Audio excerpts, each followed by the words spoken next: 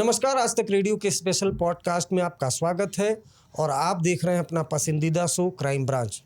इस शो में हम लोगों से मिलते हैं, बातें करते हैं, कहानियां सुनते हैं उनसे जिनका कभी न कभी किसी न किसी तरह से क्राइम से लेना देना रहा है। 1 जनवरी 2016 पठानकोट एयरबेस पर 5 से 6 आतंकवादियों ने हमला कर दिया था। उस वक्त जो हमला हुआ था पठानकोट एयरबेस पर, उसके ऑपरेशन की जिम्मेदारी एनएसजी को दी गई बाद में। और उस एनएसजी के जो डिप्टी कमांडेंट थे वो आज हमारे ख़ास मेहमान हैं, मेजर जनरल दुष्यंत सिंह जी। भारतीय सेना के एक जाबाज और सीनियर अधिकारी रहे हैं। दिसंबर 1981 में इन्होंने मराठा लाइट इन्फेंट्री रेजिमेंट की 9वीं बटालियन में कमीशन लिया था। उसके बाद अलग अलग जगहों पर पोस्टेड रहे, लेकिन सबसे जो खास यूनिट होती है भारत की सुरक्षा से जुड़ी हुई एनएसजी में सर तैनात रहे। दुष्यंत सर, आपका बहुत बहुत स्वागत है। अब मैंने इंट्रो में ही कहा कि 1 जनवरी 2016 पठानकोट एयरबेस पर हमला, ये बड़ा हमला था। तो इस अटैक की जिम्मेदारी आपको कैसे मिली? आप उस वक्त क्या कर रहे थे और रिएक्शन क्या था जब आपको ये पता चला? तो सबसे पहले धन्यवाद आपका मुझे अपने शो पर बुलाने के लिए। जहाँ तक इस और आपके श्रोताओं को भी मेरा नमस्कार और प्रणाम। जहाँ तक इस ऑपरेशन की बात है, देखिए एनएसजी का एक चार्टर है और उस चार्टर के तहत IG operations, inspector general operations जो होते हैं, जो कि मैं था उस समय, वो रेस्पॉन्सिबल हैं पूरे देश में जहाँ कहीं भी टेरर रिलेटेड ऑपरेशन जो कि अर्बन एरियाज़ में हो, और आजकल इसको एक्सटेंड कर दिया है नॉन अर्बन एरियाज़ में भी, और हाईजैक की सिचुएशन। तो जैसे IC-814 की जो सिचुएशन थी, या अमृतसर में हुआ था एक बार, अमृतसर वाले हाईजैक में नेशनल सिक्योरिटी गार्ड इन्वॉल्व थी। तो इस तरह के ऑपरेशन के लिए हमारी जिम्मेवारी है। हमारे पास एक ऐसा फोर्स रेडी रहता है जो कि 30 मिनट के अंदर अपनी लोकेशन से रवाना हो जाता है जहाँ पर उसको बोर्ड करना होता है एयरक्राफ्ट से, और 2 घंटे के अंदर हम अपने पूरे साजो सामान के साथ, जो पहली टीम होती है, चाहे 2 अलग अलग टीम होती हैं, एक हाईजैक के लिए अलग होती है और काउंटर टेरर ऑपरेशंस के लिए अलग होती है, दोनों ही एक ऐसी हालत में होती हैं कि 2 घंटे के अंदर वो अपने टारगेट की तरफ रवाना हो जाती हैं। जहाँ तक आपका ये जो सवाल है कि इस हमले के बारे में कैसे पता चला, तो मैं आपको ये बता दूं कि पिछले 2 दिन से ये न्यूज़ चल रही थी कि एक एसपी थे सलवंदर सिंह, वो उनकी जो गाड़ी थी वो हाईजैक हुई थी, उनको बाद में कुछ लोगों ने छोड़ दिया था। ये माना जा रहा था कि ये स्मगलिंग यूनिट है और इनका किसी स्मगलिंग नेटवर्क में इन्वॉल्वमेंट है। उसके बारे में तो आपको पुलिस ज़्यादा बताएगी, मैं उसके बारे में ज़्यादा कुछ कहना नहीं चाहता हूँ। इतना बता दूँ कि उस समय ये इस तरह का कुछ चल रहा था, तो ऐसा अंदाज़ा नहीं लग रहा था लोगों को कि शायद ये टेरर मॉड्यूल था जो कि इन्फिल्ट्रेट करके अपने जो हमारा जो इंटरनेशनल बॉर्डर है, सांबा जम्मू वाला जो बॉर्डर है, वहाँ से आया है और उसका इरादा जो है किसी हमारे वैल्यू टारगेट पे अटैक करने का है। लेकिन 1 तारीख के दिन होते होते तक इतना इंटेलिजेंस गैदरिंग हो गई थी, क्योंकि कुछ मोबाइल पकड़े गए थे और कुछ और ट्रांसमिशन पकड़े गए थे, जिसकी वजह से ये लगा कि पठानकोट में कुछ होने वाला है। एग्जैक्ट ये नहीं पता था कि एयरबेस पे होगा या किसी मिलिट्री स्टेशन पे होगा, लेकिन इतना ज़रूर था कि पठानकोट एयरबेस पर होगा। तो तकरीबन तीनों सेनाओं को चीफ को बुलाया था, एक मीटिंग हुई थी एनएसए की और तीनों सेना के प्रमुखों के द्वारा। उसके बाद एयरफोर्स और आर्मी के सेना प्रमुखों को ये बताया गया कि आप पठानकोट में पूरी तैयारी रखिए, ताकि ऐसा कोई अगर हमला होता है तो उसके खिलाफ वो लोग कार्रवाई कर सकें। लेकिन एक एडिशनल एक तरह से प्रोटेक्शन और सिक्योरिटी गारंटी के तौर पर ये भी निर्णय लिया गया कि एनएसजी को भेजेंगे अगर मान लीजिए सिटी में कुछ हमला होता है, कोई हाईजैक सिचुएशन बनती है टेरर रिलेटेड, तो उसमें फिर हम एनएसजी, क्योंकि स्पेशलाइज्ड है उस काम के लिए, तो एनएसजी को भी हुक्म दिया गया तो हमारे डीजी जो थे उस समय तायल साहब, वो डीजीपी थे जो, उन्होंने हमको ये बताया करीबन शाम को 6 बजे के करीब। मैं उस समय ऑफिस में ही था और ये नए साल का पहला दिन था, 1 जनवरी था और हम 31 तारीख को हमने कुछ प्लान बनाया था कि बाहर जाके अपने परिवार के साथ कोई डिनर वगैरह करेंगे, तो हम नहीं कर पाए थे 31 तारीख को क्योंकि हम कहीं थोड़ा दूर रह रहे थे। तो हमने अपनी परिवार को बोला कि आज हम कहीं बाहर जाएंगे और तभी मुझे ये कॉल आ गया कि आपको अपना जो इमीडिएट रिएक्शन फोर्स है उसको लेकर के, उसका पूरा नाम है काउंटर टेरर टास्क फोर्स बोलते हैं उसको। अच्छा। उस फोर्स को लेकर इसमें तकरीबन 166 लोग होते हैं। एक बड़ा फोर्स होता है, एक बड़ा एनएसजी का या बड़ा जहाज़ चाहिए इसको ले जाने के लिए और पूरा सामान सेल्फ कंटेन्ड रहता है। इसमें कोई एडिशनल तैयारी करने की ज़रूरत नहीं होती है, सिर्फ हमारे जो कमांडोज हैं उनको जूता और यूनिफॉर्म पहनना और सामान को इकट्ठा करके गाड़ी में लोड करना, इतना ही रहता है काम। और गाड़ियाँ भी हमारे पास तुरंत उसी समय वहीं मौजूद होती हैं। तो जब ये खबर पता चली तो मैंने फिर एक अपने मन में ऐसी एक विचार आया कि मैंने एक दिन प्लान किया था, वैसे हमको मौका नहीं मिलता है, चल वो भी गया। हाँ, लेकिन देश की रक्षा का सवाल था तो हमने तुरंत, मैं घर भी नहीं गया, मैंने अपनी वाइफ को बोला कि आप मेरा जो भी कॉम्बैट ड्रेस का जो भी सामान है, लड़ाई वगैरह का जो सामान है वो आप भेज दीजिए, मैं अगले 5-6 दिन तक शायद घर ना आ पाऊँ। तो मैं सीधा एयरपोर्ट गया जहाँ पर हमारा ये टास्क फोर्स आ रहा था। और आपको बताऊँ कि पहली बार मुंबई के बाद ये हमारा इस तरह का मोबिलाइजेशन हो रहा था, मुंबई अटैक के बाद, और हमने 30 मिनट के अंदर, इनफैक्ट 20 मिनट के अंदर हम रेडी थे बोर्ड करने के लिए एयरक्राफ्ट। तो ये इतनी प्रैक्टिस हम लोगों ने मुंबई हमले के बाद कर ली थी, क्योंकि मुंबई में एक बहुत बड़ा लेसन ये था कि हमारा जो एनएसजी का फोर्स था वो डिले हुआ था। उस डिले को हमने अगले 4-5 साल में प्रैक्टिस करके, अपने और ड्रिल्स को मजबूत करके, और फिर एयरक्राफ्ट की टाइंग अप, आपको जैसे बता दूं कि हमको अब ये अथॉरिटी है एनएसजी में कि हम किसी भी एयरक्राफ्ट को, इंडियन एयरलाइंस का, इंडियन जो ऑपरेटर्स हैं उनके एयरक्राफ्ट को हम रोक के और कमीशन कर सकते हैं इमीडिएटली किसी टास्क के लिए, अगर हमको जो हमारा एक्चुअल एयरक्राफ्ट ईयर मार्क होता है किसी कारण से ठीक नहीं है, ख़राब हो गया, इस तरह की कोई बात होती है। तो इतना तक पावर दिया जा चुका है उसी समय से। अच्छा, एनएसजी को है? एनएसजी को। सो एक तरह से समझ लीजिए हमारा जो मोबिलाइजेशन था 100 में से 100 था।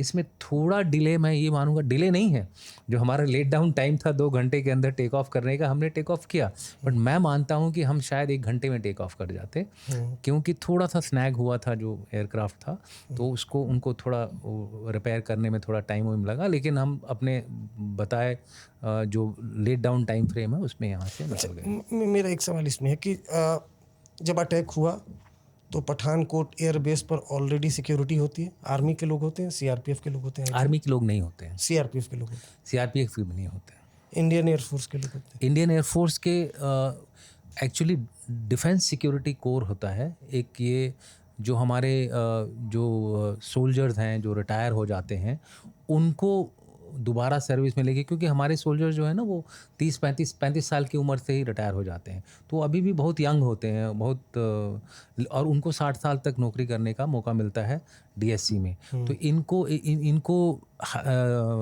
एक तरह से भर्ती करके एक डीएससी कोर बनाई गई है, जो कि इस तरह के जो स्टैटिक इंस्टॉलेशंस हैं, एयरफोर्स हो गया, एम्यूनिशन डंप हो गया, कई सारी ऐसे जगह हैं जहाँ पर इनको हम एक पेरीमीटर सिक्योरिटी के लिए डिप्लॉय करते हैं। तो इनकी करीबन 60 पोस्ट उस एयरबेस के चारों तरफ बाउंड्री वॉल पे लगी हुई हैं। तो जब अटैक हुआ तो ये लोग तो मुकाबला उस तरह से कर पाते नहीं है? करते नहीं, ऐसा कुछ नहीं है। अगर आप इस ऑपरेशन को ही देखें तो एक बहुत बड़ी घटना जो घटी वो ये थी कि इस ऑपरेशन में एक कुक थे जो कि जब इन्होंने देखा एक टेररिस्ट अंधाधुंध गोलियां फायर करता हुआ आ रहा है डीएससी लाइंस की तरफ, तब उनके पास हथियार नहीं था क्योंकि वो कुक थे, लेकिन वो पहले पहलवान रह चुके थे। तो उन्होंने क्या किया कि ये एक आतंकवादी को एकदम उससे लिपट गए। अब वो ना गोली फायर कर सकता था और न ही किसी दूसरे के ऊपर गोली फायर कर सकता था, न ही इसको मार सकता था।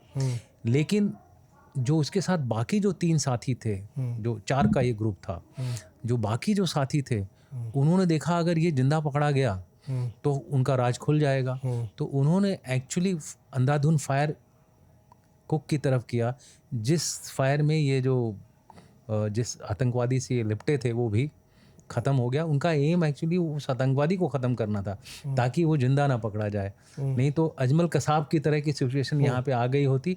और तो मैं मानता हूँ कि एक बहुत बड़ी बहादुरी का काम किया हमारे आर्मी के जवान जो बाद में डीएससी में गए। सो ऐसा नहीं कि नहीं, हाँ थोड़ा ये होता है कि जब इनकी उम्र बढ़ जाती है, जैसे 50-55 के हो गए, तब थोड़ा एक कुदरती एक कारण होता है कि आदमी के रिफ्लेक्सेस थोड़ा स्लो हो जाते हैं। आप थोड़ा फिजिकली रिलेटिवली जब आप अरे भाई 30 और 55 साल की उम्र में फ़र्क तो होगा ही होगा, चाहे कितना भी वो ट्रेन हो, एक एज डिफरेंस तो माने रखता है। नई मारुति गाड़ी और पुरानी मारुति गाड़ी का फ़र्क तो होगा। हाँ, तो बहरहाल ये जो हमें ये कई फिल्मों में भी हमने देखा कि जो एनएसजी भेजने का फैसला था वो एनएसए अजीत डोभाल ने लिया था, ऐसे फिल्मों में आया था। जब एनएसजी की टीम वहाँ पर पहुँची तो किस तरह के हालात थे? देखिए, हम अपने जो टाइम फ्रेम था उस हिसाब से करीबन 1 घंटा सवा घंटा की फ़्लाइट थी दिल्ली से पठानकोट बेस तक। हम एयरबेस पे लैंड किए और हमारा एक जो ड्रिल होती है कि जैसे ही हम लैंड करते हैं, और क्योंकि हम सिटी के लिए एयरमार्क थे, हम एयरबेस के लिए एयरमार्क नहीं थे, तो हमको पुलिस की मदद से वहाँ से एयरबेस से निकलना था, बाहर किसी जगह पे रुकना था, और अगर कोई ऐसा हमला होता सिटी के अंदर, पठानकोट सिटी के अंदर, तो उसके लिए रिएक्ट करना था। लेकिन जब हम एयरबेस पे लैंड किए तो मुझे एयरफोर्स स्टेशन के जो स्टेशन कमांडर हैं उन्होंने बोला कि भाई उनके जो सीनियर मोस्ट ऑफिसर हैं, वेस्टर्न सीएनसी जो बोलते हैं उनको, एक आर्मी कमांडर के बराबर की रैंक होती है, एयर मार्शल देव था उनका नाम, वो भी आए हुए हैं और वो अपने साथ गरुड़ लेके आए हैं। गरुड़ के तकरीबन 17 एक कमांडो से 7-8 पहले से रहते थे और 7-8 वो अपने साथ दिल्ली से लेके आए थे। सो ये इतने लोग हैं, उनके हिसाब से ये कम है। तो उन्होंने मुझसे रिक्वेस्ट की कि क्या आप अपनी एक टीम यहाँ छोड़ सकते हैं। तो अब मुझे तो बताया गया था कि पठानकोट में जा कर के आप बाहर रहिए। तो उस समय मुझे एक डिसीजन लेनी पड़ी कि क्या मैं एक टीम छोड़ूं या नहीं छोड़ूं, या क्योंकि ख़तरा इसमें ये भी है कि अगर बाहर कुछ हो जाता और मैं बोलता कि मेरी एक टीम तो एयरबेस में पड़ी हुई है, तो ये मेरे लिए एक रिस्क की बात हो जाती। और ये भी बताया गया था कि हर एक मिलिट्री स्टेशन अपनी रक्षा खुद करेंगे। तो ये एक डिलेमा था मेरे दिमाग में। तो मैंने फिर एक कॉल लिया और मैंने अपने डीजी से बात की। उन्होंने बोला ठीक है, जैसा आपको ठीक लगता करिए। तो फिर मैंने क्या किया, एक टीम एयरबेस में छोड़ी और 2 टीम बाहर लेकर के मैं एयरबेस से ज़्यादा दूर नहीं, तकरीबन 2.5-3 किलोमीटर पर हमने एक मेरा, क्योंकि मैं आर्मी से हूँ तो मेरा एक टाई अप था आर्मी के जो वहाँ सीनियर मोस्ट ऑफिसर थे उनसे बात करी और एक जगह मैंने अपना बोला कि भाई 2 टीम वहाँ चली जाएंगी। लेकिन जब ये एक्शन हो रहा था, रात के करीबन 11 साढ़े 11 बज गए थे, हम रात में ही पहुँचे थे, तो एक और इनपुट आया कि नहीं सर, अटैक तो एयरबेस में ही होगा, आप हमारे लिए 2 टीम छोड़ दीजिए। अब ये मेरे लिए तो और भी एक डिलेमा हो गया। But anyway I took the decision based on the input and I मतलब तब तक अटैक नहीं हुआ था? नहीं।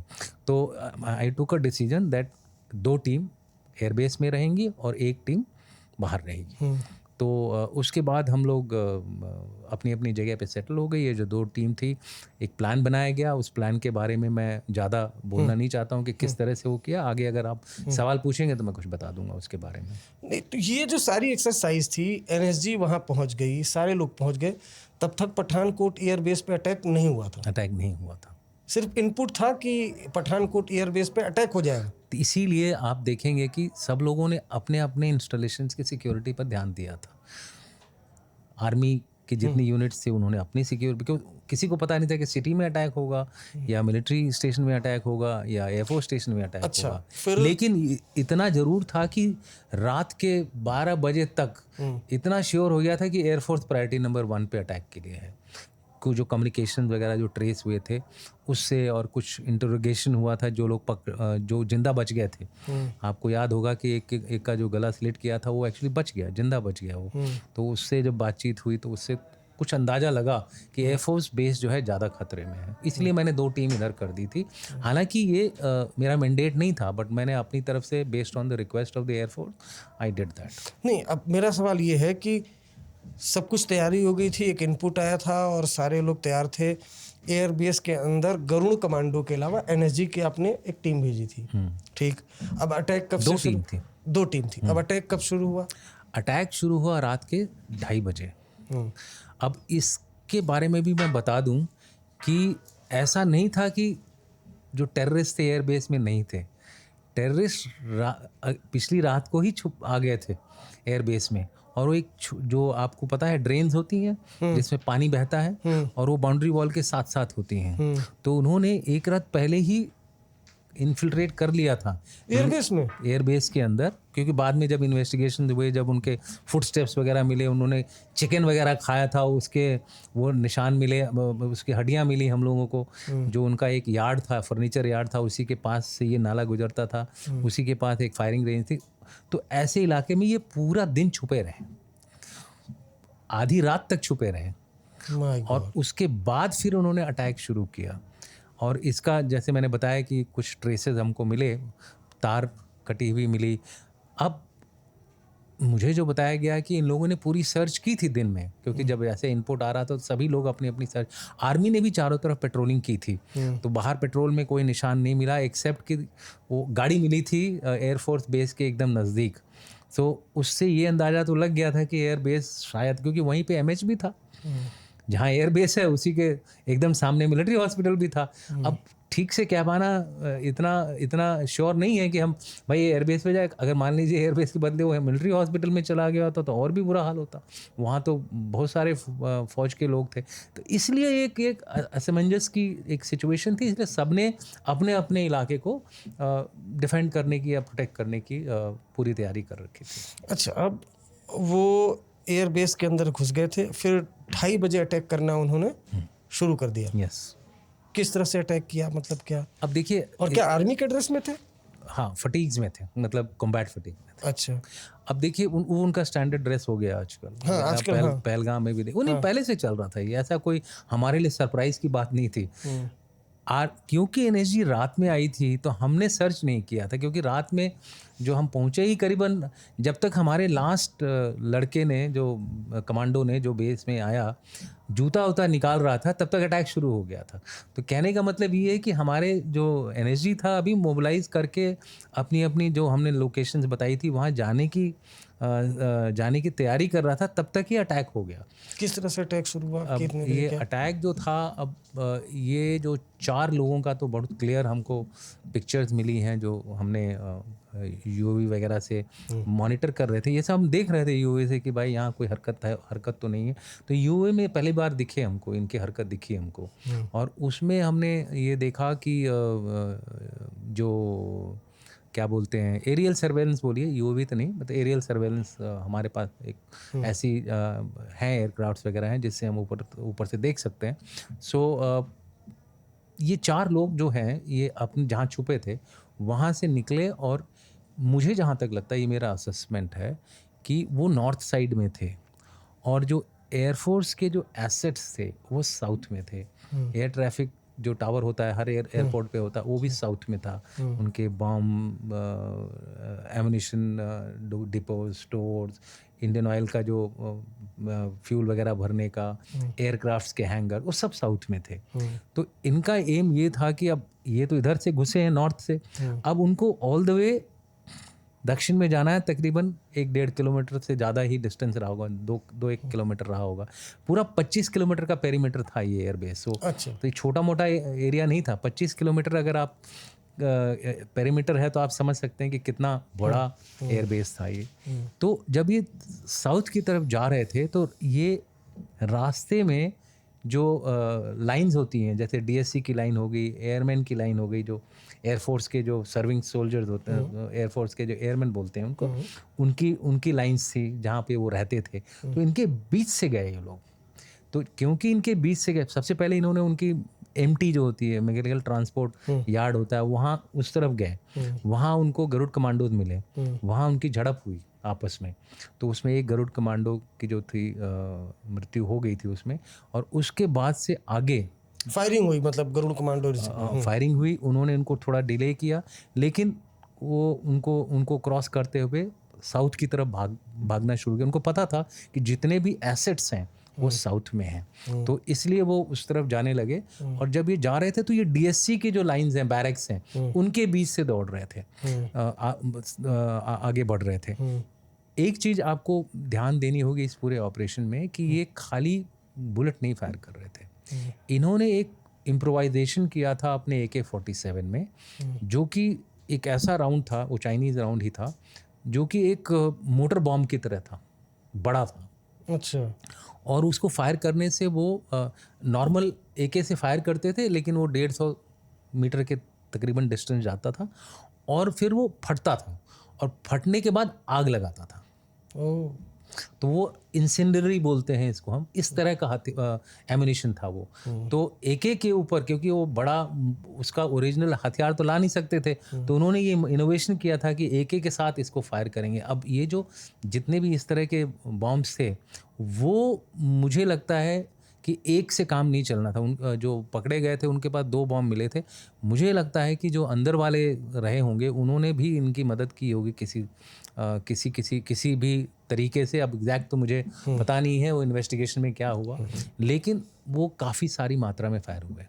तो जहाँ जहाँ जा रहे थे आग लग रही थी। एक आध कार को आग लग गई, कुछ एक मोटरसाइकिल जो हमारे एयरमैन और DSC के जवान रखते हैं, उनकी कारों, उनके स्कूटर्स और मोटरसाइकिल्स को भी हानि पहुंची है। तो इस तरह करते करते वो कुक हाउस की तरफ गए। उसके बाद जंगल था, जंगल के बाद एक नाला था, और नाला जैसे ही क्रॉस करते तो फिर ये सारे जो हमारे हथियार, ये जो एयरक्राफ्ट्स और ये सब थे, वो उनको मिल जाते। तो उनका एम फैमिलीज़ की तरफ, फैमिलीज़ और उधर थी, फैमिली जो थी नॉर्थ ईस्ट की तरफ थी।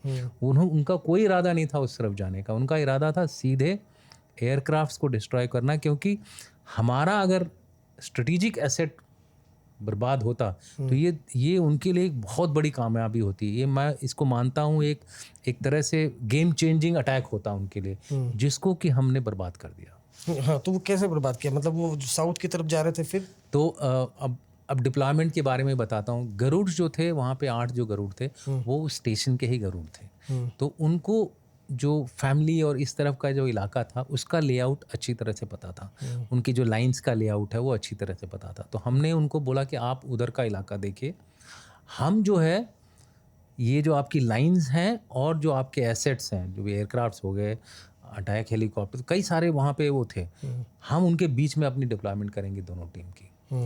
तो जब ये साउथ में भाग रहे थे और जैसे ही इन्होंने ये DSC के जो हमारा कुक था उसके साथ इन्होंने हाथापाई करी, उसके बाद एक जंगल आता है। हमने उससे पहले जैसे ही ये जंगल में घुसे, हमने उनको उधर से घेर दिया। अब वो जंगल से बाहर नहीं निकल पाए। नाला और जंगल का जो इलाका था उसको हमने ब्लॉक कर दिया। NSG की जो 2 टीम्स थी उन्होंने ब्लॉक कर दिया। जैसे ही NSG ने ब्लॉक कर दिया, अब वो अपने टारगेट पे नहीं पहुंच पाए। जब वो अपने टारगेट पे नहीं पहुंच पाए तो फिर अगले दिन हमने उस इलाके को कॉर्डन एंड सर्च किया और इनको मार दिया। 4 जो थे, बाकी जो 3 बचे थे वो तो अगले दिन ही मारे गए थे। शाम तक मार दिया गया था उनको। मतलब ये कितना लंबा ऑपरेशन चला था? क्योंकि हम लोग तो देख रहे थे टीवी पे, लाइव चल रहा था और लंबा ऑपरेशन चला था ये। देखिए, टेक्निकली लोगों को यही समझ में नहीं आता है कि ये ऑपरेशंस क्यों इतना लंबा चलता है। हमने 4 टेररिस्ट मार दिए थे अगले दिन ही, तो लंबा तो नहीं चला। रात में अटैक हुआ, शाम को 4 बजे तक ऑपरेशन, एक तरह से जितने टेररिस्ट हमको दिख रहे थे हमने सबको खत्म कर दिया। अच्छा, मतलब और अटैक शुरू हुआ 2:30 बजे हुआ। 31 दिसंबर? नहीं, 1 जनवरी? 2 जनवरी सुबह 2:30 बजे। 2 जनवरी सुबह 2:30 बजे अटैक शुरू हुआ और शाम को 4 बजे तक हमने सारे मार दिए थे, 4 के 4 शाम तक। क्योंकि जंगल में बड़ी बड़ी घास थी, और जंगल इतनी बड़ी घास में जब भी हम घुसने की कोशिश कर रहे थे वो फायर कर रहे थे और अपनी जगह बदल के फायर कर रहे थे। तो उसमें हमारे एक जैकरिफ के ऑफिसर थे, उनके पैर में गोली भी लगी, और कुछ एक को मतलब एक इंजरीज वगैरह हुई, कोई बड़ी इंजरीज नहीं, माइनर इंजरीज। हमारे NSG के जवान सारे सुरक्षित? उस समय तक हमारे NSG के जवान को कुछ नहीं हुआ था। फिर हम लोगों ने सोचा कि इनको हम जंगल से बाहर निकालते हैं, तो हम लोग लगातार फायर कर रहे थे ताकि अगर ये बाहर निकलेंगे तो दिखेंगे, अगर दिखेंगे तो फिर हम ठोक देंगे, क्योंकि हमने चारों तरफ से उनको घेर लिया था। हर बिल्डिंग के ऊपर हमारे कमांडोज से, तो हर तरफ से उनके ऊपर सर्वेलेंस किया जा रहा था उस इलाके में। इतना पता चल गया था कि वो इसी जंगल में छुपे हुए हैं। जब शाम होने लगी, तकरीबन 2, ढाई, 3 बज रहे थे, तो हमने फिर एक कॉल लिया, क्योंकि फोर्स कमांडर थे वहाँ पे, ब्रिगेडियर गांगुली थे, जो कि इनको ज़मीन पे कंट्रोल कर रहे थे और मैं एयर ट्रैफिक कंट्रोल पे था। मेरा जो कम्युनिकेशन था पुलिस के साथ था, आर्मी के साथ था, एयरफोर्स के साथ था, पीछे होम मिनिस्ट्री के साथ था और NSA के ऑफिस के साथ भी था।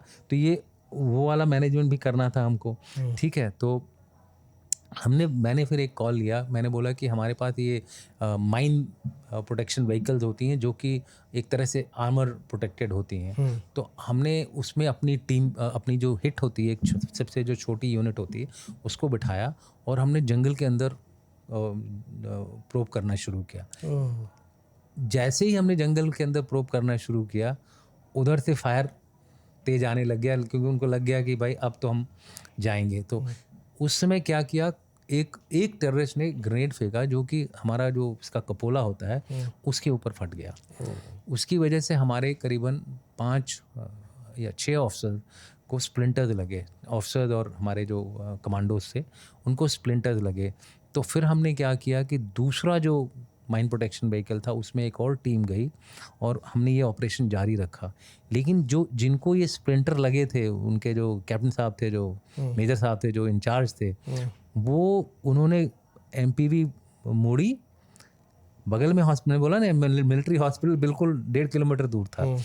गेट से निकले, मिलिट्री हॉस्पिटल में गए, खुद ही उन लोगों ने पट्टियां करी, वापस आए और फिर इन्होंने ही मारा उन तीनों को। तो आप सोच सकते हैं कि कितना। और ये सारे के सारे जो थे, जो आर्मी के क्या बोलते हैं कमांडोज से, और उन्होंने 1 घंटे के अंदर बाद में ये तीनों के तीनों जो थे उनको सुला दिया मौत की नींद। हमने बॉडी नहीं उठाई उस रात को, क्योंकि शाम हो गई थी और उसको आपको पता है जनवरी में जो दिन है जो जल्दी ख़त्म होता है, इसीलिए हमने 3 बजे ये कार्रवाई करनी शुरू करी कि इससे पहले कि सूरज डूबे हम इन 4 का काम तमाम कर दें। तो एक तो हो ही गया था, 3 को हमने शाम तक ख़त्म कर दिया। उसके बाद हमने अगले दिन रखा था कि इन बॉडीज़ को रिट्रीव करके और उनको डिफ्यूज़ करना, जिसमें कर्नल निरंजन की आपको पता है दुखद घटना है बहुत। उनकी डेथ हो गई थी जब वो ग्रेनेड निकाल रहे थे किसी एक टेररिस्ट के बॉडी से। तो मेरा कहने का मतलब है कि यहाँ पर एक तरह से देखा जाए तो जो मेन अटैकर्स थे वो तो ख़त्म हो गए थे, लेकिन बीच में हमको कुछ एक ऐसे इनपुट्स आए कि शायद 2 लोग और हैं वहाँ पे। कुछ हमारे DG ने भी इसके बारे में जिक्र किया। तो हमने कहा ठीक है, इसी बीच में किसी भी ऑपरेशन को आपको पूरी तरह से डिक्लेयर करने के लिए कि अब यहाँ पे कोई टेररिस्ट नहीं है। आपको याद होगा कुछ सालों पहले इस इवेंट के हमारे वेस्ट नॉर्दर्न आर्मी कमांडर थे जनरल हरि प्रसाद। एक ऑपरेशन हुआ था अखनूर में, जहाँ हमें लगा कि हमने सबको मार दिया है। तो आर्मी कमांडर वहाँ गए ब्रीफिंग के लिए कि भाई बताओ मुझे क्या क्या हुआ था। जब उनकी ब्रीफिंग हो रही थी तो सामने इसी तरह की घास में से एक आदमी ने उनके ऊपर गोली चलाई थी, जिससे उनके पैर को गोली भी लग गई थी। तो हमने इसलिए ऑपरेशन नहीं बंद किया, हमने पूरा यकीन करना था कि वहाँ जितना भी अबैंडन्ड बिल्डिंग्स थी, पुराना FOL डंप था, पुराना टर्मिनल था, बहुत सारे ऐसे एसेट थे जहाँ लोग छुप सकते थे। और मैंने बोला 25 किलोमीटर का पेरीमीटर है, तो आप ओवरऑल स्क्वायर किलोमीटर में एरिया देखेंगे तो कितना होगा, बहुत ज़्यादा है। उसको सर्च करने के लिए मैं तो कहूँगा 4 दिन भी कम है। तो फिर हमने ये डिसाइड किया कि हम इसको पूरा सर्च करेंगे, क्योंकि एयरफोर्स के CNC चाहते थे कि मुझे आप ये यकीन करा के दीजिए कि अब यहाँ कोई टेररिस्ट नहीं है मेरे बेस में। अब इतने बड़े बेस को अगर मुझे ये यकीन दिलाना है उनको, तो मुझे तो चप्पा चप्पा ढूंढना पड़ेगा। उसके लिए हमने आर्मी जो थी हमारे साथ ऑपरेशन कर रही थी, आर्मी ने हम 9 कॉलम दिए। तो हर कॉलम को अलग अलग इलाका बांटा गया, सबको अपनी फैमिली क्वार्टर्स को हमें सर्च करना पड़ा। बीच में एक रिपोर्ट आई कि एक फैमिली जो है अपना उसका दरवाज़ा नहीं खुल रहा है। अब हमें लगा कहीं अंदर होस्टेज तो नहीं रखा हुआ है। अब उस ऑपरेशन में ही हमको एक, क्योंकि अगर ऐसे ऑपरेशन में हम ध्यान नहीं बरतेंगे तो हम अपने ही एयरमैन की फैमिली और एयरमैन को क्या बोलते हैं नुकसान पहुंचा सकते हैं। तो इसलिए ये छोटे छोटे ऑपरेशन जो होते हैं, जो कि स्पेशली डेंस पॉपुलेशन एरिया में होते हैं, उसमें टाइम लगता है। तो हमने ये नहीं बोला कि मिलिटेंट को हमने मारा, टेररिस्ट को हमने मारा नहीं, हमने टेररिस्ट को मार दिया था। लेकिन हमको किसी इंस्टॉलेशन को सेफ फुली डिक्लेयर करने के लिए ये यकीन करना ज़रूरी है कि उस पूरे इस इलाके में अंदर एटलीस्ट जहाँ हमको ये रेस्पॉन्सिबिलिटी, क्योंकि ओवरऑल ऑपरेशन की इंचार्ज मेरे को बना दिया गया था।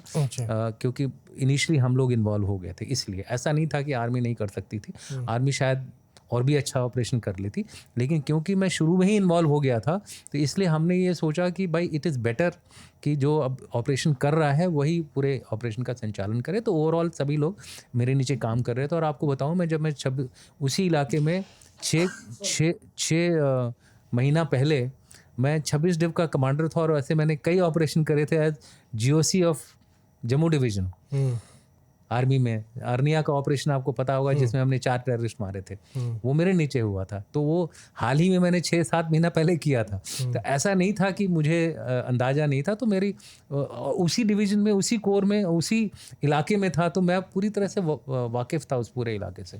तो इसलिए ये भी एक रीज़न था कि ओवरऑल कमांड जो मुझे दी गई थी। ये जो अखबारों में कहानियाँ होती हैं, lack of coordination, this that, मैं जानबूझ करके इन सब चीज़ों पर टिप्पणी नहीं करता हूँ। लोगों को बोलने दीजिए, लोग अपना क्या बोलते हैं चैनल चलाना चाहें, जैसे करना चाहें करें। कुछ कैजुअलिटीज़ जो हुई थी, वो कैजुअलिटीज़ हुई थी, मैं कहूँगा कुछ लैक ऑफ अटेंशन नहीं रहा, इस वजह से कर्नल निरंजन की कैजुअलिटी हुई। जो शुरू में हमले में जो कैजुअलिटीज़ हुई थी DSC वगैरह की और गरुड़ की, वो मैं मानता हूँ कि DSC की प्रिपेयर्डनेस नहीं थी इस तरह के हमले के लिए, और जो कि अब रेक्टिफाई कर दिया गया है। उनको भी बताया गया है कि भाई हर समय तैयार रहेंगे, ऐसा नहीं कि जब आप पोस्ट पे हैं तभी रहें। पोस्ट के बीच से तार कैसे कट गया, कई सारे खामियां थी। अब उसके लिए NSG जिम्मेवार हो या फोर्स A जिम्मेवार हो, फोर्स B जिम्मेवार है, एक कलेक्टिव रिस्पॉन्सिबिलिटी होती है सुरक्षा तंत्र की, कि हम चाहे उसमें पुलिस भी इन्वॉल्व है। अरे भाई आपकी इंटेलिजेंस अच्छी थी तो पहले ही बताते कि कहाँ कैसे होना है। तो मैं कहूँगा एक सामूहिक कमी इस ऑपरेशन में पाई गई, जो इन्वेस्टिगेशन के द्वारा बाद में सामने भी उभर के आई, और उसके ऊपर करेक्टिव एक्शन लिया भी जा चुका है, और तकरीबन सारे रिकमेंडेशन जो हैं वो इम्प्लीमेंट हो गए हैं। सो मैं यही कहूँगा कि जो NSG का जो ऑपरेशन था, जो बाकी जो 2 टेररिस्ट की जो रिपोर्ट आई, तो हमें लगा कि हमें ऑपरेशन को और डिटेल में सर्च करना चाहिए। तो हम सारी बिल्डिंग सर्च करने लग गए। अब बिल्डिंग सर्च करना इतना आसान नहीं है, हर बिल्डिंग में घुसना। पहले हम क्या करते हैं, उसको एक थ्रू वॉल रडार होता है, क्योंकि सब बिल्डिंग बंद करके रखते हैं। जो वहाँ पे हमारे लोग भी थे, हमारे जवान भी थे, हमारे एयरमैन भी थे, वो भी नई बिल्डिंग खोल रहे थे, क्योंकि उनको डर था कि कहीं उनकी बिल्डिंग में घुस के आकर के कोई टेररिस्ट उनको मार न दे। तो ये एक ऐसी सिचुएशन होती है जो अब आप लड़ाई करेंगे तभी आपको पता चलेगा। तो हमको पहले बाहर से देखना पड़ता था।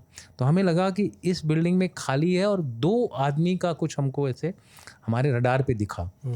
और जैसे ही हमने दरवाज़ा, एक हमारी ड्रिल होती है, दरवाज़ा खोलने की कोशिश की, तो अंदर से ग्रेनेड आया। अच्छा। जिसमें हमारे 3-4 लोगों को स्प्लिंटर्स भी लगे। हालांकि छोटे छोटे स्प्लिंटर्स थे, उतना नुकसान नहीं पहुंचा। चाइनीज़ ग्रेनेड के स्प्लिंटर्स जो होते हैं बिल्कुल वो आपने देखे होंगे ना, 12 बोर के कार्ट्रिज होते हैं, उतने बड़े बड़े होते हैं, लेकिन बहुत ज़्यादा होते हैं। तो आपको भी लग जाएगा, इनको भी लग जाएगा, कई लोगों को लग जाता है। डैमेज ज़्यादा नहीं होती जब बशर्ते है कि आपके नज़दीक ना फटे। अगर आपके यहाँ फट गया तो मर जाएंगे। लेकिन आप मान लीजिए करीब 20 मीटर 15 मीटर दूर फटा है, अगर आप नीचे लेट गए कुछ नहीं होगा आपको। सो ये हमारी जो टीम थी वो इमीडिएटली जो हिट थी इमीडिएटली ग्राउंड पे गई। तो एक आध को कुछ लगा था, बट वही पट्टी करके वहीं पे ही अपने आप पट्टी करके वो रेडी हो गए। लेकिन फिर हमने जब इस ऑपरेशन को आगे बढ़ाया तो फिर हमें लगा कि अब हम इसमें हो सकता है कोई टेररिस्ट हो। तो फिर चारों तरफ से घेरा, तब तक रात हो गई थी, क्योंकि एक डेथ भी हो गई थी कर्नल निरंजन की। मैं उसमें चला गया था उनको हॉस्पिटल में देखने के लिए कोशिश कर रहा था। इनफैक्ट उनके आखिरी सांस तक मैं वहीं बैठा रहा। मैं चाहता था कि किसी न किसी तरह से डॉक्टर्स उनको बचा लें पठानकोट में, तो लेकिन हो नहीं पाया। हमने सब कुछ ट्राई किया। उसके बाद ही मैं फिर इधर आया, तो फिर हमने बोला ठीक है अब रात हो गई, तो उस बिल्डिंग को कॉर्डन ऑफ कर लिया था। लेकिन अंदर से कुछ धमाके आने शुरू हो गए बिल्डिंग के, वही वही थे जो आग लगा देते थे। और वो पूरी की पूरी बिल्डिंग जो थी वो इतनी बुरी तरह आग में जली कि आप अंदाज़ा नहीं लगा सकते। जब हमने फाइनली जब ऑपरेशन उस बिल्डिंग में गए तो आपको पता होना चाहिए जो लोहा था ना वो भी पिघल चुका था। लोहा जो होता है, जो ऊपर रेलिंग के अंदर होता है या फिर चारपाई पे लोहे के बार होते हैं हमारे जवान जिस पे सोते हैं, वो सब पिघल गया था। पिघल के मतलब आप लोहा दिख नहीं रहा था वहाँ पे। फैन पूरे ख़त्म हो गए थे। एक आध कोई टुकड़ा फैन का कहीं गलती से बच गया तो बच गया हो। एवरीथिंग हैड मेल्टेड, इतना इंसेंडरी था। तो हमें लगा है कि शायद एक उसमें ख़त्म हो गया बुरी तरह से, मतलब उसका कोई ट्रेस ही नहीं मिला। तो एक मिलिटेंट, मेरा अभी भी ये एक टेररिस्ट जो है, मैं बार बार ये मिलिटेंट, इनको तो मिलिटेंट बोलना नहीं चाहिए, टेररिस्ट आतंकी जो था, जो आतंकवादी थे, एक तो ऐसा ख़त्म हुआ कि उसका कोई ट्रेस फ्रेस नहीं है। ठीक है, हो सकता है दूसरा भी हुआ हो सकता है दूसरा भी हुआ हो, क्योंकि इतनी बुरी तरह चीज़ें वहाँ ख़त्म हो चुकी थी, खाली दीवार रह गई थी। तो ये वो जो रेजिडेंशियल इलाका वहाँ पे थे, ये लाइंस में मैंने बोला ना। अच्छा, ये जंगल के साथ ही बैरक था। तो इसीलिए हमें शक हुआ कि इधर अगर दो हैं तो वो इधर ही छुपे होंगे। और फिर ये ग्रेनेड वाला इंसिडेंट हुआ, उससे हमें थोड़ा सा ज़्यादा यकीन हुआ कि ऐसा हुआ। तो इसको करने में, क्योंकि बिल्डिंग फिर उसके अंदर कोई घुस नहीं पा रहा था, इतनी ज़्यादा आग थी, तो हम कंफर्म भी नहीं कर पा रहे थे। उसमें एक दिन लग गया हमको। फिर हमने अपने डॉग को भेजा, जिसको कि हमने एक कमेंडेशन कार्ड भी दिलवाया चीफ का। वो डॉग गया और डॉग एक कोई बैग था वो लेके आया, जिसमें कुछ हमको ऐसा लगा कि वो मिलिटेंट्स का बैग था।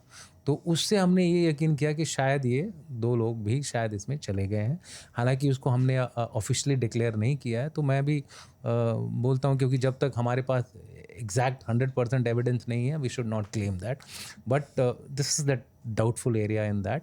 एंड जब हम फाइनली थोड़ी बिल्डिंग बंद हुई तो 2 दिन बीत गए थे। तो इसलिए हमने ऑपरेशन को क्लोज नहीं किया था। ऐसा नहीं था कि हमारे को कोई ख़तरा था, हम सिर्फ डिक्लेयर नहीं करना चाहते थे। I wanted to be 100% sure that किसी भी घास में, किसी भी कोने में, उस 25 किलोमीटर के एयर बेस में कोई आतंकवादी का नामो निशान ना हो। मैं आपकी बात से, क्योंकि एक जगह हमें ब्लड मिला, अब कहीं ब्लड मिल रहा है वो उल्टा दूसरी डायरेक्शन में, ये पूरब है तो वो पश्चिम में मिला हमको।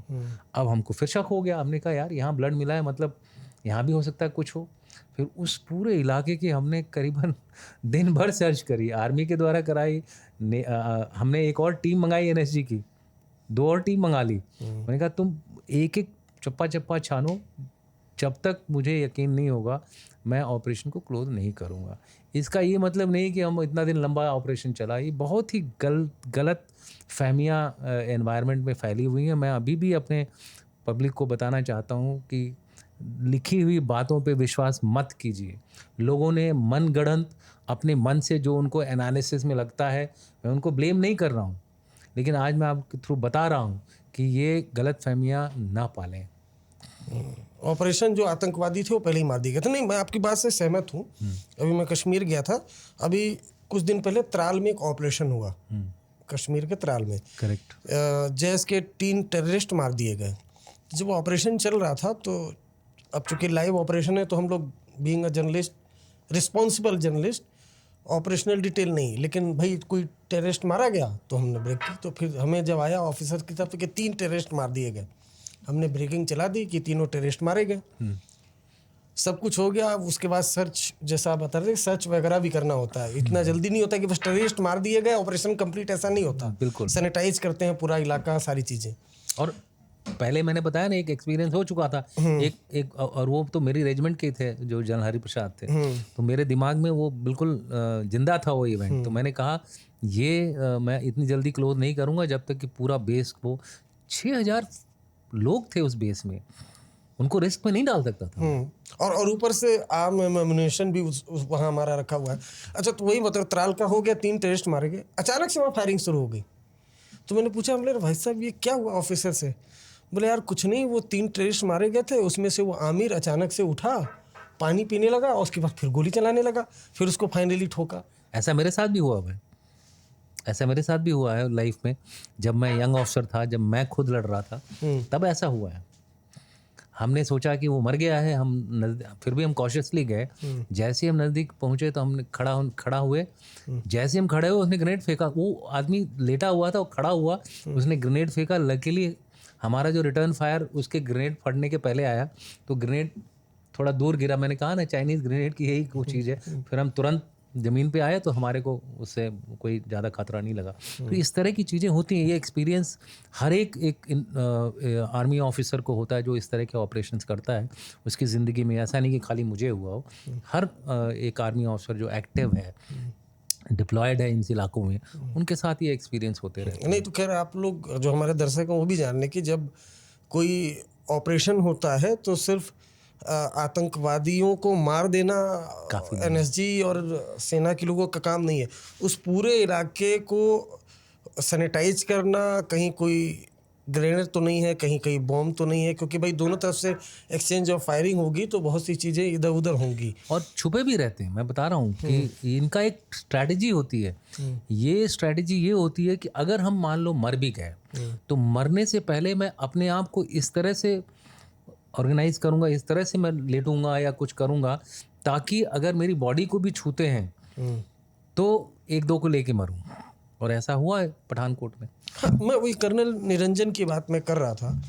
मैं एक फिल्म आई थी उरी में शायद वो सीन है कि जब वो टेररिस्ट को मार देते हैं तो उसके बाद वो ग्रेनेड उठाते हैं, उसका पिन खींच जाता है। एम आई राइट? तो ये क्या कर्नल निरंजन के मामले में क्या हुआ था? देखिए, सबसे पहले तो मैं कर्नल निरंजन के बारे में बताना चाहूँगा। कर्नल निरंजन जो थे, हमारे जो एनएसजी का जो बॉम्ब स्क्वाड है, बीडी यूनिट बोलते हैं उसको, बीडी यूनिट के ओसी थे, उनके कमांडिंग ऑफिसर थे। उनकी खुद की प्रोफेशनल क्षमता आला दर्जे की थी। उनको हमने एफबीआई में ट्रेनिंग दी थी इस तरह के काम करने के लिए, अमेरिका में। उनको हमने देश के अंदर जितने भी आर्मी के, क्योंकि वो तो आर्मी ऑफिसर थे, राइट फ्रॉम कमीशन से लेकर के जब तक वो एनएसजी में गए, हर लेवल पे इस तरह के काम करने की ट्रेनिंग दे रखी थी। उन्होंने तकरीबन 2 साल एनएसजी में गुजार लिए थे और उस 2 साल में उन्होंने पता नहीं कितने इस तरह के ऑपरेशंस किए।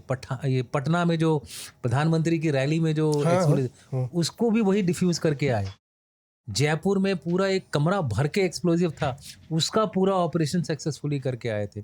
तो he was our best officer जो कि इस काम के लिए नॉमिनेट किए गए थे। उन्होंने खुद वॉलंटियर किया। मैंने ऐसा नहीं बोला कि आप करेंगे, मैंने सिर्फ बोला आपकी यूनिट करेगी। और मैंने फिर उनको करीबन आधे घंटे का ब्रीफिंग पर्सनली मैंने दी है कि आप सीधे बॉडी पे नहीं जाएंगे, पहले एक लंबा वो लेकर के उसको हिलाएंगे, इधर उधर करेंगे। अगर कोई हरकत नहीं होती है तो फिर उसका पैर नज़दीक जाएंगे, पैर बांधेंगे, एक गाड़ी से खींचेंगे उसको, और बाकी सब जो एमपीवी में रहेंगे, ताकि अगर कोई ऐसा चीज़ लूजली फिटेड है वो बाहर निकलती है और एक्सप्लोजन होता है तो हमारे आदमी को कोई नुकसान नहीं होगा। ये सारी ड्रिल्स फॉलो की गई। हमारे पास जो भी बॉम्ब डिस्पोजल करता है वीडियो बनाया जाता है। वो इसलिए बनाया जाता है कि अगर फ्यूचर में, क्योंकि ये कहा जाता है बॉम्ब डिस्पोजल यूनिट को कि यू हैव नो चांस, इनके पास कोई दूसरा सेकंड चांस नहीं होता है। गलती हो गई तो फिर वो फाइनल गलती होती है इनकी। तो इसलिए उसको सीखने के लिए हमको वीडियो, कई लोग उसका दूसरी एक वीडियो टीम होती है, वो पूरा वीडियो बनाती है। ये सब वीडियो में कैद है हमारे, क्योंकि कहाँ गलती हुई वो हमको पता है, कहाँ गलती हुई थी। सो जब ये सब हो गया, यकीन हो गया कि हाँ भाई इसमें कुछ नहीं है, तब बॉडी के नज़दीक जाया जाता है और धीरे धीरे हर एक आइटम को बॉडी से निकाला जाता है, क्योंकि वो एविडेंस के लिए इस्तेमाल होता है। तभी तो हम पिन पॉइंट करेंगे कि इसको पाकिस्तान ने किया। अगर मान लीजिए उसे पाकिस्तान की मार्किंग मिली, उसको हम अलग रख लेते हैं। इंटरनेशनल कम्युनिटी को बताना है तो उसको पब्लिकली बताते हैं। इन सब चीज़ों को करने का एक तरीका होता है और इनको पता था। तो उसी दौरान जब ये कर रहे थे तो इनका जो पाउच होता है, जो यहाँ पे जहाँ ग्रेनेड रखते हैं, बाकियों के जो पाउच होते हैं थोड़ा लूज होते हैं, तो पिन के साथ रखते हैं। इन लोगों ने जो पाउच बनाए हैं वो ऐसे बनाए एकदम टाइट, छोटा पाउच बनाते हैं। तो ये क्या करते हैं, ग्रेनेड को उसके अंदर डालते हैं और पिन निकाल देते हैं। तो क्योंकि वो पाउच टाइट है तो जो लीवर है दबा रहता है, तो चलता नहीं है। और क्योंकि इनको कम से कम टाइम वेस्ट करना होता है जब आप अपने दुश्मन को अटैक कर रहे हो, तो वो निकालते ही फेंक देते हैं। उनको पता है कि मेरे को ये वो जो फिल्मों में दिखाते हैं वो सब नहीं करते हैं। वो निकालते हैं, लीवर अपने आप ही, पिन नहीं है तो लीवर अपने आप जाता है और वो फेंक देते हैं आपके, मतलब जो भी उसके सामने आता है टारगेट। हाँ, जैसे अगर आर्मी ऑपरेशन कर रही है तो आर्मी के जो जवान हैं जो ऑपरेशन कर रहे हैं उनके ऊपर फेंकते हैं, इसीलिए इतना जल्दी एक्सप्लोड भी करता है। मैंने जैसे बताया कि एक साथ मेरे साथ भी हुआ था और आपने भी इसका जिक्र किया था। सो इन्होंने जब वो निकाला तो ये शायद मुझे लगता है उनके दिमाग से ये बात शायद वो याद नहीं कर पाए या ऐसा कुछ हुआ कि जैसे निकाला तो वो जो लीवर उनके हाथ से गलती से छूट गया। जब वो निकालते हैं तो लीवर को पकड़ के निकालते हैं। मुझे ऐसा अनुमान है, क्योंकि फ़ोटो में वो क्लियर नहीं दिख रहा है वीडियो में, लेकिन इतना ये ज़रूर है कि जब वो निकाल रहे थे हाथ में तो शायद लिवर जो है वो छूटा, और लिवर छूटा तो वो यहीं पर उन्होंने कोशिश की, यहाँ तक हमने देखा हाथ, वो यहीं फट गया। तो वो पूरा का पूरा जो उनका ब्लास्ट है वो हार्ट पे आया। सो इस वजह से वो उनकी डेथ हुई। अदरवाइज़ उनको ब्लेम करना, मैं मानता हूँ कि ये एक बहुत ही ऊंची हरकत है। नहीं ब्लेम क्यों सर, जब तो वो नहीं, कई लोग हैं मीडिया में बोला कि भाई ये नहीं किया, वो नहीं किया, ऐसे नहीं किया। लोगों की कमी नहीं है, मूर्ख है, लोगों की कमी नहीं है। मेरा मानना है कि गलती फेटल हो गई, क्योंकि मैंने बताया कि हर बीडी यूनिट का, चाहे वो आर्मी का हो, चाहे एनएसजी का हो, चाहे किसी का भी हो, वो लिखता है I have no second chance. नहीं चूँकि सर मैं भी दिल्ली से बहुत से ऐसी चीज़ों को देखता था, मुझे लगता था ये कमी है वो कमी, लेकिन मैं 21 दिन कश्मीर में रह के आया। और भी इसके पहले हमारा जो हमने एक एपिसोड किया जिसमें हमने OGW का इंटरव्यू किया, ओवरग्राउंड वर्कर था, जिसने जानता हूँ। अब उसके बाद पता चला कि जो वहाँ पर सेना है वो किस टफ कंडीशन में रहती है।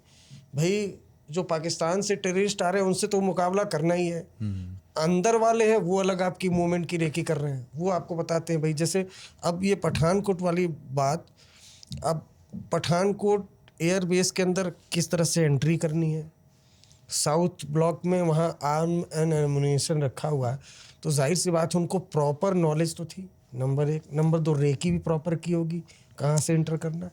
अब देखिए, इस बात को मैं आपको दोहराना चाहता हूँ कि एक पृष्ठभूमि दूंगा मैं आपको एयरफील्ड अटैक्स की। 2021 तक मेरी नॉलेज में, जो मैंने रिसर्च करी थी उस टाइम पे, टोटल दुनिया में 17 अटैक हुए हैं एयर बेसिस पे, जिसमें से 8 अफ़गानिस्तान में, 4 पाकिस्तान में, 2 श्रीलंका में, 1 नाइजीरिया में और 1 शायद नीदरलैंड में, मुझे बेल्जियम में ऐसे कहीं हुआ था। इतने अटैक हुए हैं, जिसमें से आपको क्लियर अंदाज़ा लगता है कि सारे अटैक अक्सर साउथ एशिया में हुए। श्रीलंका में 2 हुए। अब इन अटैक्स का रिज़ल्ट भी बताता हूँ, तब आपको पता चलेगा कि पठानकोट कितना बड़ा सक्सेस था। श्रीलंका के दोनों अटैक में उनके एयरक्राफ्ट बर्बाद कर दिए लोग, LTT ने। अब पाकिस्तान में 4 अटैक, चारों अटैक में सिक्योरिटी फोर्सेस की डेथ हुई, सिविलियंस की डेथ हुई, और 2 से 3 बड़े बड़े एयरक्राफ्ट बर्बाद हो गए हर अटैक में। चाहे आप PNS मेहरान को ले लीजिए, चाहे आप कोयटा को ले लीजिए, पेशावर को ले लीजिए, या कराची एयरपोर्ट का अटैक, ये 4 जगह पे अटैक हुआ था, और कमरा। इन सब जगह पे इतना नुकसान हुआ है, यानी कि उनके एयरक्राफ्ट भी बर्बाद किए उन्होंने। और टेररिस्ट इतने ही होते हैं, 4 से 6 या 10 यही फिगर होती है। एक जगह पे 10 थे, मेहरान में 10 थे। सो कहने का मतलब ये है, अफ़गानिस्तान उसी तरह से एयरक्राफ्ट डैमेज, सिक्योरिटी फोर्सेस की डैमेज और सिविलियंस की डैमेज। खाली पठानकोट एक ऐसा एग्जाम्पल है, हमारा एक भी स्ट्रेटेजिक एसेट डैमेज नहीं हुआ। न वहाँ पे हमारे कितने आधुनिक हथियार, आधुनिक हवाई जहाज़ थे, अटैक हेलीकॉप्टर्स थे, और तो और वहाँ पर हमारे फॉरेन के जो हेलीकॉप्टर पायलट्स थे वो 20 थे वहाँ पे, अच्छा। जिसमें कि नाइजीरिया वगैरह इस देश से लोग आए हुए थे। और एक का तो एनएसजी के साथ एकदम आमना सामना हो गया, क्योंकि सब जब ये अटैक हुआ तो सब इधर उधर तितर बितर भागे। तो लकीली हमारे जो फोर्स कमांडर थे वो उनको थोड़ा आवाज़ में अंतर लगा, बोले यार ये ना तो इंडियन लग रहा है ना ये, तो फिर उन्होंने बोला ये रुक जाओ, फायर मत करो इसको, कहीं गलती ना हो जाए। तो फिर जैसे ही थोड़ा चेक किया, हाँ भाई यहाँ पे 20 जो हैं फॉरेन स्टूडेंट हैं जो ट्रेनिंग कर रहे हैं हेलीकॉप्टर पायलट की। तो ये इस तरह का जो चीज़ें जो होती हैं वो शायद लोगों को पता नहीं चलती। ये छोटा मोटा प्रॉब्लम नहीं है, बहुत बड़ा प्रॉब्लम है। अगर मान लो हमारे से किसी भी एक ऐसे जो हमारे फॉरेन कोर्स करने आए थे, अगर उनका कुछ भी नुकसान हो जाता तो कितनी बड़ी हमारे देश को बदनामी सहनी पड़ती।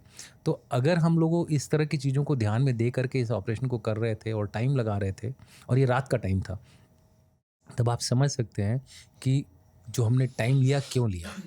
ये कोई आइसोलेटेड जंगल का इलाका नहीं है जहाँ पे कोई आबादी नहीं है कि आप खुली छूट के हिसाब से, यहाँ पे हर तरह की चीज़ें थी। और फिर भी हम लोग कम से कम अपने ऊपर जो डैमेज हुई है उसको वो करके हम इस ऑपरेशन को सक्सेसफुली कंडक्ट कर पाए। मैं मानता हूँ it was a huge big success. Pathankot में जो ऑपरेशन चल रहा था, सबसे टफ डिसीजन क्या था लेने वाला, मुश्किल? ओके, कई सारी डिसीजंस थी, लेकिन जो मैं मानता हूँ जो सबसे टफ डिसीजन ये थी, जब रात को 2:30 बजे ऑपरेशन शुरू हुआ, तो जैसा कि मैंने कहा कि हमारा मैंडेट है सिटी जैसे इलाके में ऑपरेशन करने का। एयरफोर्स के जो स्टेशन कमांडर और उनके जो सीएनसी थे, यानी आर्मी कमांडर के जो बराबर होते हैं, वेस्टर्न कमांड दिल्ली में बैठते हैं, उन्होंने मुझे रिक्वेस्ट की कि आप एनएसजी को डिप्लॉय बोलिए कि एक्शन लेना शुरू करेगी। अब रात को 2:30 बजे मुझे किसको उठाऊं, किससे मैं परमिशन लूं कि भाई I am changing my mandate and responding to it. Army को आते आते 2-2.5 घंटे लग जाने थे, तब तक हो सकता है ये जो टेररिस्ट थे उसमें से अगर एक भी पहुंच गया होता तो फिर लेने के देने पड़ जाते। तो मैंने कहा भाई national interest, I am the commander on the spot, I said NSG teams go and deploy. और इसमें मेरे फोर्स कमांडर ने काफ़ी मदद की। उन्होंने बोला सर देखी जाएगी, आप चिंता मत करिए, हाँ अगर कुछ होगा तो we will share the burden. और मैंने कहा ठीक है, you don't bother about the burden मैं लूँगा, आप ऑपरेशन में जाइए। हम लोग वहीं थे, ऐसा नहीं था कि हम दूर थे, but it was just that कि रेस्पॉन्सिबिलिटी लेना। तो ये जो रेस्पॉन्सिबिलिटी, जो ये जो डिसीजन ली हमने, मुझे लगता है हमारे स्ट्रेटेजिक एसेट्स उसकी वजह से। इस समय कोई नहीं था मेरे पास, रात को 2:30 बजे मैं किसी को भी रिंग कर रहा था, कोई जवाब नहीं आया। तो इस समय it was one decision which I took on my own, and I thank God कि मैंने वो डिसीजन ले ली। और मेरे फोर्स कमांडर ने मेरा पूरा साथ दिया इसमें, जो मेरे ब्रिगेडियर गांगुली थे, मैं उनको प्रेस करूँगा इस पूरे ऑपरेशन को। उन्होंने बहुत अच्छी तरह से, मैंने उनके ऊपर कोई भी एक्सटर्नल प्रेशर नहीं आने दिया, चाहे मुझे ऊपर से कितना भी प्रेशर आ रहा हो। मैंने बोल रहे हैं जल्दी करिए, मैं किस बात की जल्दी है, हमें क्या करना है जल्दी करके, जल्दी में वो है, मैं थोड़ा जल्दी में, मैंने घेर रखा है उसको यार, अपन चुन के अपने समय में कॉशियसली मारूंगा। डिस्पाइट दैट हमारा एक कैजुअल्टी हुआ, जो मुझे आज तक रिग्रेट है उसका कि मैंने उसकी इतनी डिटेल ब्रीफिंग करी, फिर भी हुआ। बट मैं उसी बात से वो करता हूँ कि कभी कभी आदमी का जो अटेंशन थोड़ा सा दाएं बाएं हो जाता है। हो सकता है आसपास में कुछ लोग कुछ बोल रहे हों, उनका ध्यान उससे हट गया हो, और वो सब चीज़ें तो रिकॉर्ड नहीं हुई, खाली पिक्चर वीडियो रिकॉर्ड हुआ, तो उससे हम अंदाज़ा ही लगा सकते हैं कि क्या हुआ। ये this is one regret which I have in my life, and I will never forgive my self for that कि भाई मेरी वजह से मैं उसको अपना ही ब्लेम मानता हूँ, क्योंकि commander should take the blame on himself, I should not transfer this blame to somebody else. वो आपकी इस बात पर मुझे वो अभी ऑपरेशन सिंदूर के बाद जो आईएफ के डीजी ऑप्स थे, उन्होंने प्रेस कॉन्फ्रेंस की थी, उनसे वो पूछा जा रहा था। आजकल लोगों का ये भी है, ये हम अपने दोस्तों से बताया कि इसका जहाज गिर गया, उसका जहाज गिर गया। अरे भाई युद्ध में जा रहे हो, है कोई बारात में तो जा नहीं रहे हो भाई। जब आप वॉर में जाएंगे। कैजुअलिटी दोनों तरफ होती है। हाँ, और बल्कि हमारे आज तक रेडियो लीड करते हैं नितिन ठाकुर, उन्होंने फेसबुक पे लिखा कि ये जो तुमने राफेल और जो तमाम ये जो जहाज रखे हैं, क्या जो है वो आरती उतारने के लिए रखे हैं क्या? बिल्कुल भाई वो जाएंगे युद्ध में, तो एब्सोल्युटली। भाई दुश्मन के 4 गिराएंगे, हमारे भी 1 गिरेंगे, उसमें क्या है? वो हमने लिए ही किस लिए हैं वो? और हम बोल रहे हैं कि हमारे सारे पायलट्स सेफली सेफ है, बेस सुरक्षित। में वापस आ गए हैं। इससे ज्यादा प्रूफ क्या चाहिए तुमको? सर मैं ये कह रहा हूँ कि जहाज गिर गई, ये हमने अपना बिल्कुल। टारगेट, हमारा जो टारगेट है हमने उसको अचीव करना। वो मतलब बीइंग अ फौजी, अगर जैसे एनएसजी की टीम है तो एनएसजी का टास्क था कि वो 5 टेररिस्ट मारे जाए, भले हमारी कोशिश करेंगे हमारी कैजुअलिटी नहीं हो, लेकिन अगर हम शहीद भी हो गए तो भी हम उनको मारेंगे, हर हाल में मारेंगे, खत्म करेंगे। देखिए मेरा उद्देश्य, अब जब भी मैंने किसी भी ऑपरेशन में गया हूँ, मैंने आज तक कभी किसी को ये नहीं बोला है अपने कमांड को कि अपनी जान दे के आओ। मैंने बोला है जान लेके आओ। हाँ। और इस प्रोसेस में अगर हम जान लेने के प्रोसेस में अगर कुछ हमारा नुकसान होता है तो वो एक हमारे जो धर्म है उस धर्म का एक हिस्सा है। हमारा धर्म लड़ाई का युद्ध करना है। बिल्कुल सर, बिल्कुल। तो युद्ध जो करता है, अगर उसको युद्ध के बारे में ही नहीं पता है तो फिर उसको कमेंट और क्रिटिकली बोलने की कोई मेरे ख्याल से उसको कोई हक नहीं बनता है इस तरह की बात करने नहीं, तो आप युद्ध में जाएंगे तो हर तरह की चीज़ों के लिए तैयार रहना चाहिए, तो आप उसको अपने ऊपर मत लीजिए। तो बिल्कुल। सिर्फ आपके माध्यम से यही बताना चाहता हूँ कि Pathankot was a resounding success when you compare it. जब आप बाकी जो हमले हुए हैं 17 हमलों का जो मैंने जिक्र किया है, उसमें से this is 90% better than all of them, including Pakistan. जो पाकिस्तान में भी, पाकिस्तान की तो बहुत बुरी हालत हुई है। अब मैं बताता हूँ कि आप प्रैक्टिस की बात कर रहे थे, जब आपने बात छेड़ी दी है, उनका जो मेहरान एयरबेस है तकरीबन पठानकोट एयरबेस की तरह लगता है। तो इसलिए उन्होंने शायद मेरे हिसाब से उधर प्रैक्टिस करी होगी कई बार, ओह, और फिर आकर के इन्होंने ये ऑपरेशन अंजाम दिया है।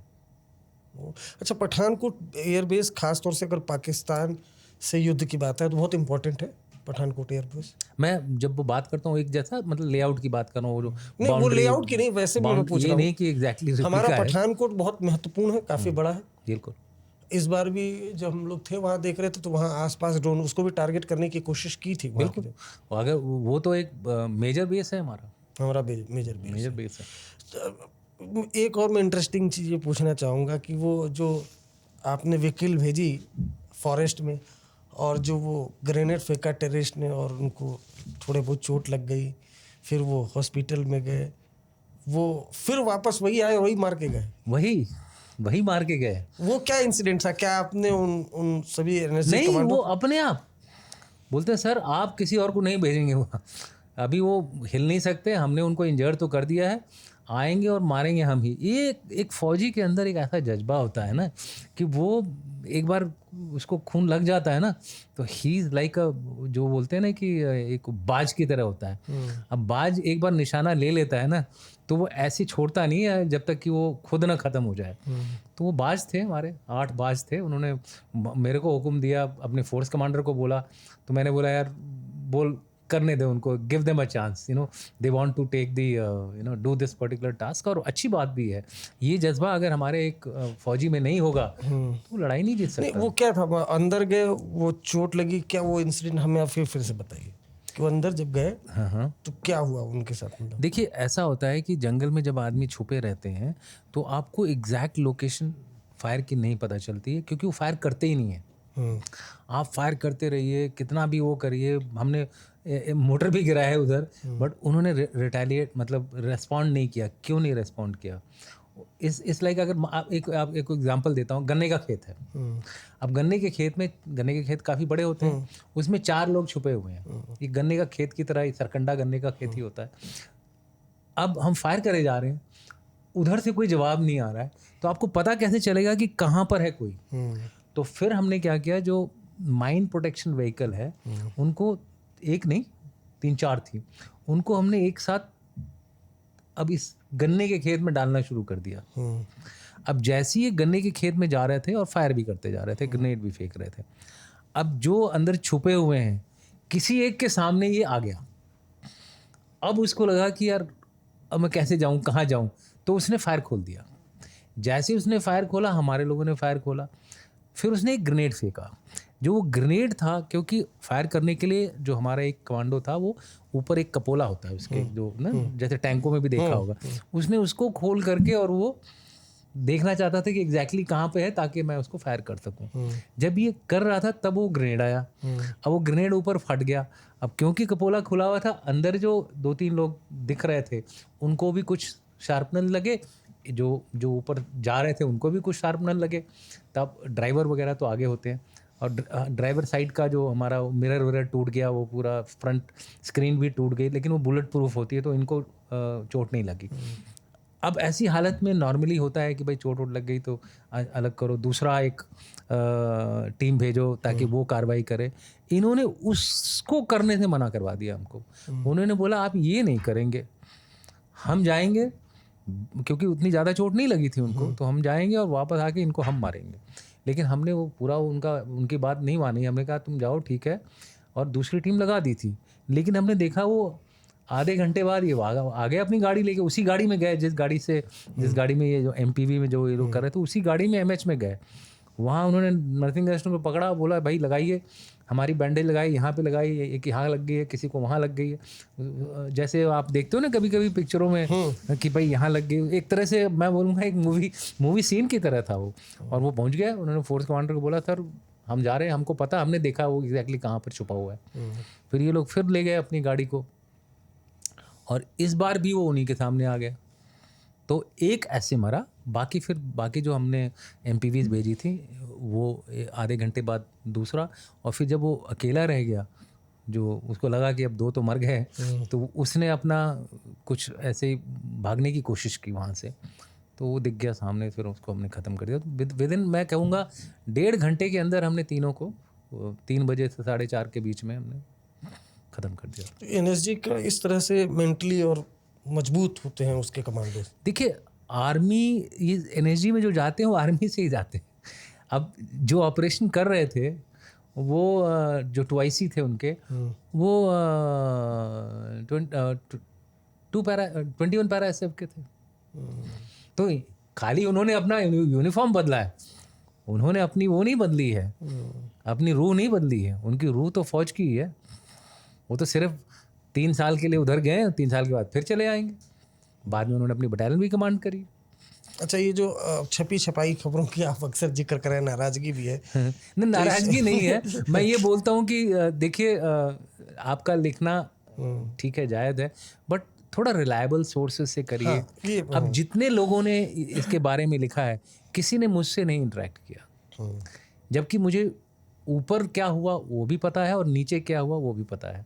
बताऊंगा मैं उतना ही जितना मुझे ज़रूरी लगता है कि आपको बताऊं। नहीं, जैसे एक और छपी कहीं कि आर्मी और NSG के बीच कुछ कन्फ्यूजन। देखिए कन्फ्यूजन नहीं था, कन्फ्यूजन नहीं था। मैंने आपको पहले आई थिंक ये जवाब दे दिया था, क्योंकि हम ऑपरेशन में लॉन्च हो चुके थे, हम कांटेक्ट में थे उनके साथ। तो अब ऐसे कांटेक्ट में जब भी ऑपरेशन होता है, तो अब किसी को बाहर निकालना फिर दूसरे को ले जाने में हो सकता था कि उनको मौका मिल जाता है भागने का।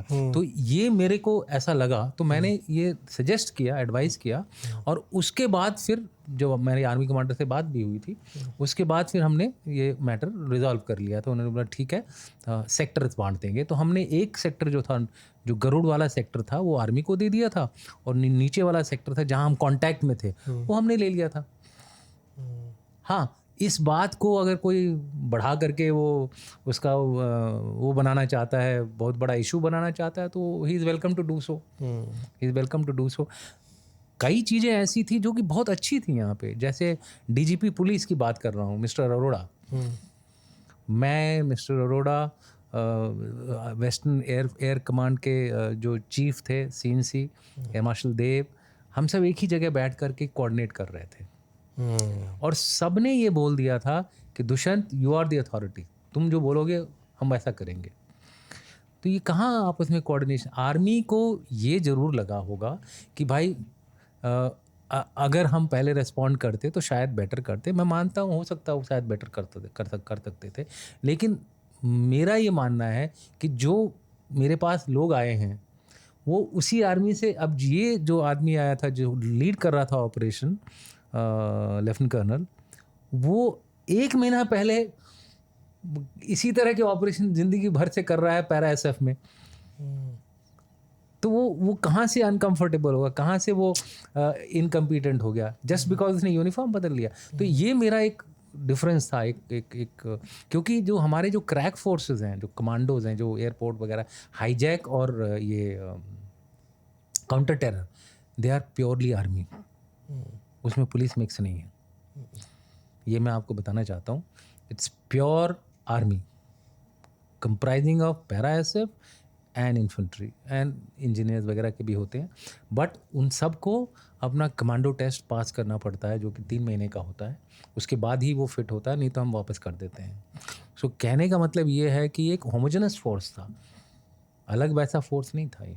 नहीं, इम्पोर्टेंट लेकिन आपका वो रहा जो आपने 2:30 बजे जो फैसला लिया, बिल्कुल और बड़ा फैसला था, क्योंकि भाई जब सामने टेररिस्ट है तो फिर किसी से क्या परमिशन लेनी। अब मैं अगर मान लीजिए वेट करता, आर्मी को कम से कम नहीं तो 2 घंटा लगता, कम से कम। कितना बड़ा नुकसान होता अगर वो उस साइड पहुंचे जिस मकसद से आए थे उसमें। क्योंकि अगर मुझे पता है कि देखिए मोबिलाइज करते हैं, रात का टाइम है, कुछ टाइम लग जाता है इसमें, अब तब तक वेट थोड़ा करते हैं हम तब तक। और मैंने ये फैसला इसलिए लिया क्योंकि जो मेरा फोर्स था वो इक्वली इस तरह के ऑपरेशन में ट्रेंड था, क्योंकि जो आदमी थे वहाँ जो मेरे साथ, वो तो यही ऑपरेशन कर रहे हैं ज़िंदगी भर से।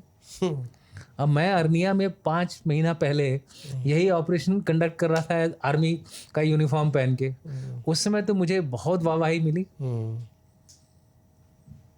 जबकि उसमें भी 2 कैजुअल्टीज हुई हैं पठानकोट में, इस पूरे एनएसजी के। नहीं, वाहवाही तो मुझे यहाँ भी मिली है।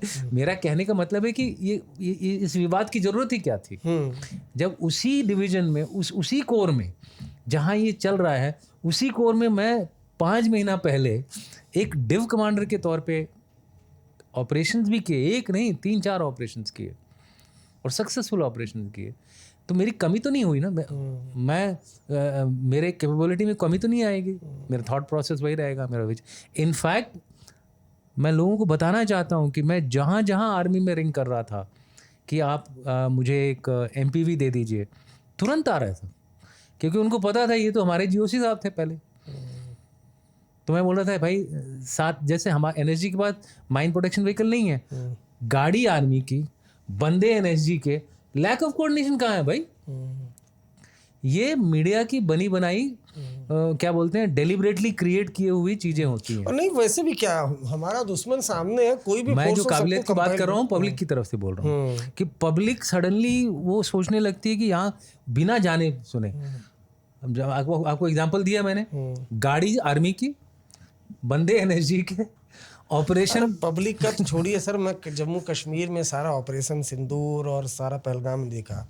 पब्लिक की तो हमारे यहाँ ये है कि वो पाकिस्तान जो हर बार हारता है, इस बार भी बैंड बजी उसकी, उधर से वो सोशल मीडिया और बाकी एक कॉन्स्पिरेसी है कि नैरेटिव गढ़ने की उन्होंने शुरुआत में 1-2 बार कोशिश भी, पहले दिन तो कोशिश ही करी कि इंडिया लूज हो गया। बिल्कुल। वो तो जब प्रेस कॉन्फ्रेंस हुई और पूरा सैटेलाइट इमेज से दिखाया गया कि किस तरह से वो उनके एयर डिफेंस सिस्टम की पोल खुल गई, पाकिस्तान में घुस के 2-2 राउंड मार दिया। कुछ हमारे जो अंदर के तत्व हैं, चाणक्य ने कहा है कि जो अंदर का, चाणक्य नहीं एक्चुअली, ये रामधारी सिंह दिनकर जो हमारे कवि थे, उन्होंने नीति शास्त्र एक उसमें लिखा है कि जो अंदर का जो तिल होता है ना, वो बाहर के घाव से ज़्यादा खतरनाक होता है।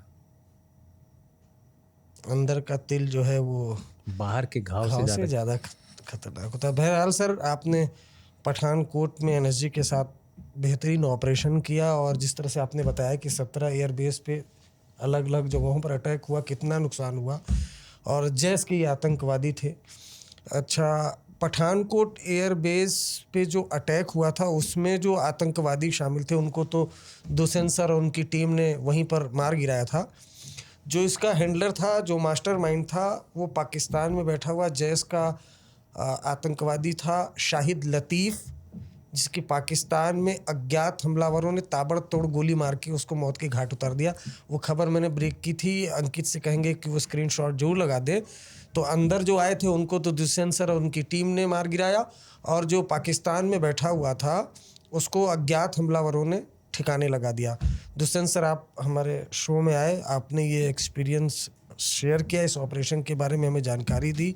आपका बहुत बहुत शुक्रिया और देश को आप पर नाज है और सभी को नाज होना चाहिए। धन्यवाद। आपको ये शो कैसा लगा कमेंट जरूर करिएगा। धन्यवाद।